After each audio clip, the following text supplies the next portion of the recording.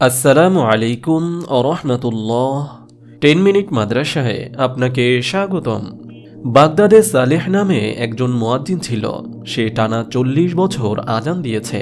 খুবই ধার্মিক হবার কারণে সবাই তাকে খুব পছন্দ করত। একদিন সে মিনারে উঠে আজান দিতে যাচ্ছিল।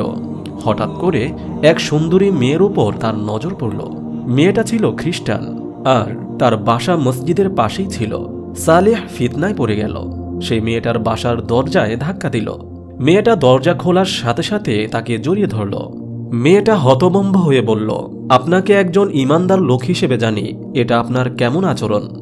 সালেহ জবাব দিল, আমি ইসলাম আর মোহাম্মদ যা এনেছে তা থেকে মুক্ত। সে মেয়েটার আরো কাছে এগিয়ে গেল। মেয়েটি বলল, আপনি আসলে নিজের কামনা পুরা করার জন্য এমনটা বলছেন। একবার আমার সাথ পেলে ঠিকই আবার নিজের ধর্মে ফিরে যাবেন। মুয়াজ্জিন বলল, না, কখনোই যাব না। মেয়েটি বলল, বিশ্বাস হয় না আমার। সত্যি বললে একটু শূকরের মাংস খেয়ে দেখান দেখি। মেয়েটি বলল, আচ্ছা, একটু মদ খান তো দেখি। মুয়াজ্জিন বলল, এই যে খেলাম। মেয়েটা তারপর সালেহকে নিয়ে ভেতরে গেল, দরজা বন্ধ করে দিল। বলল, আপনি ছাদে চলে যান, যাতে আব্বু এলে আমাকে আপনার সাথে বিয়ে দিতে পারেন। লোকটা ছাদে উঠে গেল, কিন্তু পা পিছলে পড়ে মারা গেল। মেয়েটা তাকে কাপড় দিয়ে মুড়ে বাক্সে ফেলে রাখল। বাবা এলে তাকে সব খুলে বলল। মেয়েটার বাবা সন্ধ্যাবেলা লাশটাকে রাস্তায় নিক্ষেপ করল। সবার মুখে মুখে গল্পটা ছড়িয়ে পড়ল। তার লাশটা ডাস্টবিনে ছুঁড়ে ফেলা হলো। ইবনুল কাইয়ুম রহমতুল্লাহ আলাইহি বলেন, খ্রিস্টানরা যখন কোনো বন্দীকে ধর্মান্তরিত করতে চাইত, তখন খুব সুন্দরী এক মেয়েকে দিয়ে তাকে আদর আপ্যায়ন করাত। আর যখন লোকটা মেয়েটার প্রেমে পড়ে যেত, তখন মেয়েটা বলতো, আমাকে পেতে চাইলে তোমাকে খ্রিস্টান হতে হবে। সে সময় যারা দৃঢ় ঈমানদার, আল্লাহ তাদের মুখ থেকে বলিষ্ঠ জবাব বের করতেন। শয়তানের একটা বিখ্যাত উক্তি আছে, নারীরা হচ্ছে আমার অব্যর্থ তীর। সে তীরে অতীতে সালেহ বারসিসার মতো বহু আবেদ প্রাণ দিয়েছে, ভবিষ্যতেও দিবে। সালেহ শুধু একজন মেয়ের কথায় তার ধর্ম ত্যাগ করেছিল, শূকরের মাংস খেয়েছিল, মদ পান করেছিল, কিন্তু কেন? প্রেমে পড়েছিল তাই। ইবনে তাইমিয়া রহমতুল্লাহ আলিহি বলেন, যখন কেউ প্রেমে পড়ে তখন সে প্রেমিকাকে দেখে কিংবা তার কথা শুনে নিজেকে তৃপ্ত করতে চায়। সে তাকে ভালোবাসতে চায়, অনুভব করে, জড়িয়ে ধরে, চুমু খেয়ে কখনো বা মিলিত হয়। মানুষ প্রেমে পড়ে কেন? সালাফরা বলতেন, যখন অন্তরটা আশার হয়ে থাকে। ইবনুল কাইয়ুম রহমতুল্লাহ আলিহি বলেন, দেহ যেমন অলস হয়ে পড়ে থাকে, অন্তর কখনো অলস থাকে না।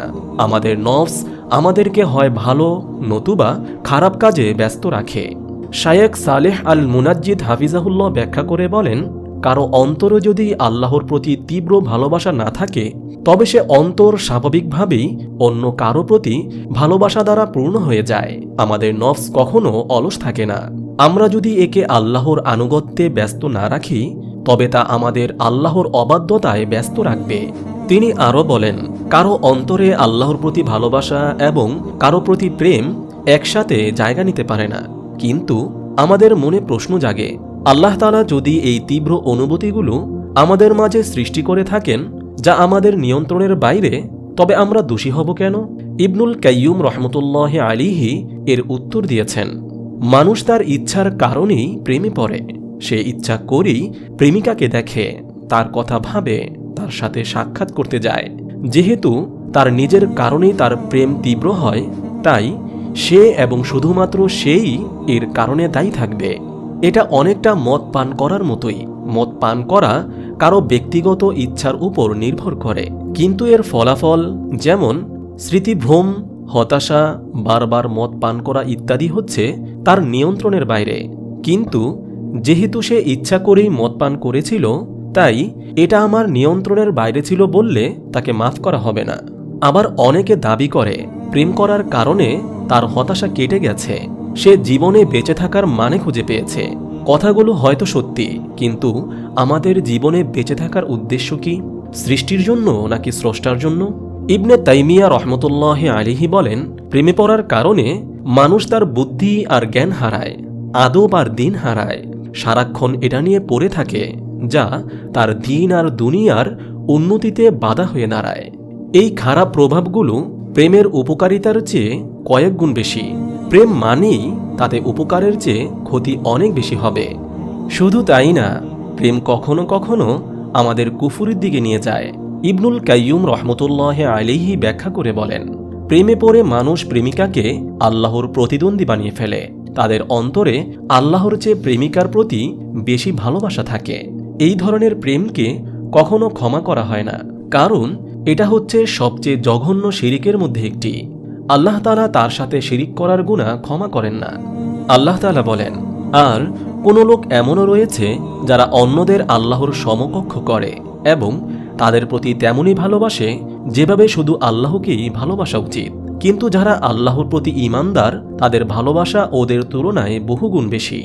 আর কতই না উত্তম হতো যদি এই জালেমরা পার্থিব কোনো আযাব প্রত্যক্ষ করেই উপলব্ধি করে নিত যে যাবতীয় ক্ষমতা শুধুমাত্র আল্লাহর জন্য এবং আল্লাহর আযাবই সবচেয়ে কঠিনতর।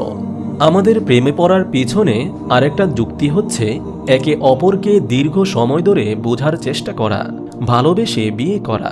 ভাবটা এমন যেন আমাদের আগের প্রজন্মে প্রেম করে বিয়ে না করার কারণে কোনো ভালোবাসা ছিল না, অথচ স্বামী স্ত্রীর মধ্যে সহজাত ভালোবাসা হচ্ছে আল্লাহর এক নিদর্শন। আল্লাহ তাআলা বলেন, তিনি তোমাদের জন্য তোমাদের মধ্য থেকে তোমাদের সঙ্গিনীদের সৃষ্টি করেছেন যাতে তোমরা তাদের কাছে শান্তিতে থাকো, এবং তিনি তোমাদের মধ্যে পারস্পরিক সম্প্রীতি ও দয়া সৃষ্টি করেছেন। নিশ্চয়ই এতে চিন্তাশীল লোকদের জন্য নিদর্শনাবলী রয়েছে। এত সুন্দর কাছে আসার গল্প সৃষ্টি করা মানুষগুলোর পরিণতি কি হচ্ছে? আল্লাহর ক্রোধ নিয়ে শুরু করা সম্পর্কগুলো যা হয় আর কি। ডিভোর্স রেট স্মরণকালের সব রেকর্ড ভঙ্গ করেছে। ঢাকা সিটি কর্পোরেশনের জরিপ অনুসারে শুধু রাজধানীতেই 2014 সালে ডিভোর্স হয়েছে 22,488টি, অথচ 2013 সালে ডিভোর্সের ঘটনা ছিল 8,214টি। 2000 সালেও ঢাকায় ডিভোর্সের ঘটনা ছিল মাত্র 2,753টি। প্রেমে পড়ে গেলে তাহলে কি করতে হবে? সমাধান কি? তা হলো সিয়াম পালন করা, আল্লাহর নিকট দোয়া করা। রাসূল সাল্লাল্লাহু আলাইহি ওয়াসাল্লাম যেমন আল্লাহর নিকট দোয়া করতেন, হে আল্লাহ, আমি আপনার নিকট আশ্রয় চাই শ্রবণের অনিষ্ট থেকে, দেখার অনিষ্ট থেকে, জিহ্বার অনিষ্ট থেকে, হৃদয়ের অনিষ্ট থেকে, আর গোপন অঙ্গের অনিষ্ট থেকে। তারপরেও যদি কাজ না হয়, ইবনুল কাইয়ুম রহমতুল্লাহ আলাইহি বলেন, যদি সব ওষুধে কাজ না হয় তাহলে শুধু একটা দরজাই খোলা থাকে, সে যেন তাকে একান্তভাবে ডাকে যিনি বান্দাদের একান্ত প্রয়োজনে সাড়া দেন। সে যেন তার দরজার সামনে অনুনয় আর বিনয় নিয়ে দাঁড়ায়। যে এমনটা করতে পারে সেই তো সাফল্য লাভ করে। আমাদের আল্লাহকে ভয় করা উচিত। একবার ভাবা উচিত, যদি আমরা কোনো মন্ত্রীর মেয়ের প্রেমে পড়ি তবে কি তাকে পাবার চেষ্টা করব, নাকি মন্ত্রীর ভয়ে বিরত থাকব? যদি উত্তরটা না হয় তবে আল্লাহকে কি আরও অধিক ভয় করা উচিত না? মানুষ দুনিয়াতে যাকে সবচেয়ে বেশি ভালোবাসবে, কিয়ামতের দিন তাকে তার সাথেই উঠানো হবে। আমাদের দেখা উচিত আমাদের হৃদয়ের ভালোবাসাটুকু আমরা কাকে উজাড় করে দিচ্ছি। আমাদের ভবিষ্যৎ পরিকল্পনা কি একজনকে ঘিরেই আবর্তিত হচ্ছে? এমন কোনো ধারণা নেই যে প্রেমের পর বিয়ে করে নিলে সেই প্রেম মাফ হয়ে যায়, আর এমন কোনো নিশ্চয়তা নেই যে যার সাথে প্রেম করছি আমি তাকেই বিয়ে করতে পারবো। দুর্ভাগ্যজনকভাবে আমাদের সমাজ প্রেমকে সহজ করে বিয়েকে কঠিন করে দিয়েছে। আমাদের সমাজে অলক্ষিত স্লোগান, বিয়েকে না বলুন, ব্যভিচারকে হ্যাঁ বলুন। ইসলাম কিউএ এর একটি ফতুয়ায়ে দেখলাম রাসূল সাল্লাল্লাহু আলাইহি ওয়াসাল্লাম তার এক স্ত্রীকে 12 উকিয়া মোহর দিয়েছেন। ইসলামিক স্কলাররা সেখান থেকে এর বর্তমান বাজার মূল্য বের করেছেন। টাকাতে অঙ্কটা দাঁড়ায় প্রায় 32,000 টাকা। আমাদের সমাজের একেবারে নিম্নবিত্ত ছেলেও কি এ টাকায় বিয়ে করতে পারে? প্রেম রোগের সবচেয়ে সেরা সমাধান দিয়েছেন পৃথিবীর সেরা মানব রাসূল সাল্লাল্লাহু আলাইহি ওয়াসাল্লাম। বলেছেন, একে অপরকে ভালোবাসে এমন দুজনের জন্য বিয়ের চেয়ে উত্তম আর কিছু নেই। মহান আল্লাহ তাআলা আমাদের সবাইকে হারাম প্রেম থেকে হেফাজত করুন, আমিন। আপনি যদি এরকম ভিডিও আরও পেতে চান তাহলে এই চ্যানেলটি সাবস্ক্রাইব করে পাশে রাখা বেল আইকনটি অন করে দিন।